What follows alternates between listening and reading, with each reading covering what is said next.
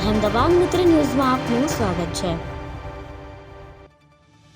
સુરતથી અમારા સંવાદદાતા સુલતાના મલિક જણાવે છે કે સુરતમાં 31 ડિસેમ્બરની ઉજવણી માટે ભેગા થયેલા લોકો શાંતિથી પોતાના ઘરે પહોંચે તે માટે લીંબાદ પોલીસ દ્વારા એક આયોજન કરવામાં આવ્યું હતું અને તમામ પોલીસ કર્મચારીઓને FOP Surat city zone 2નું group રસ્તા પર હાજર હતા। તેમણે કરેલા આયોજનમાં કોઈ પણ જગ્યાએ મોટા બનાવો બનતા અટકાવવા હતા તો રાત્રે 2 થી 2:30 વાગ્યા સુધી લીંબાદ વિસ્તારમાં પોલીસ ટ્રાફિક નિયમન કરાવી રહી હતી। શહેરમાં એક પણ અનિચ્છનીય બનાવ ન બનતા પોલીસે રાહતનો શ્વાસ લીધો હતો। 31 આવે એટલે યુવાઓ નવા વર્ષને આવકારવા માટે અવનવી પાર્ટીઓનું આયોજન કરતા હોય છે, જેમાં દારૂ ડ્રગ્સનો નશો કરવાની હવે ફેશન થઈ ગઈ છે। યુવાઓએ ફાર્મ હાઉસ મિત્રોના ઘરે પાર્ટીનું પણ આયોજન કર્યું હતું, ત્યારે ઠેર ઠેર ડીજેના તાલ પર યુવાઓએ વર્ષ 2023ને બાય બાય કરીને વર્ષ 2024ને આવકાર્યું હતું। વાહન ચાલકોને બ્રીથ એનાલાઇઝરથી ચેક કરવામાં આવ્યા હતા તો પોલીસ શહેરના એન્ટ્રી એક્ઝિટ પોઈન્ટ સહિત નાકાબંધી પોઈન્ટ ચેકપોસ્ટ પર તૈનાત હતી, જેમની પાસે બ્રીથ એનાલાઇઝર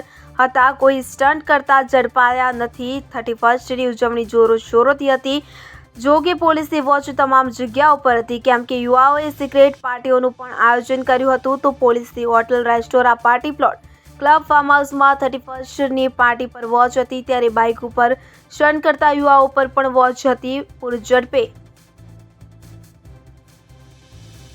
પસાર થતા વાહનોને રોકવા માટે પોલીસ પાસે સ્પીડ ગન પણ હતી। પોલીસનો ખોફ એટલો બધો હતો કે ગઈકાલે કોઈ પણ નબીરો બાઇક પર સ્ટન્ટ કરતા ઝડપાયો નથી। પોલીસે ગઈકાલે મોડી રાત્રે સતત પેટ્રોલિંગ કરીને ડ્યુટી કરી છે।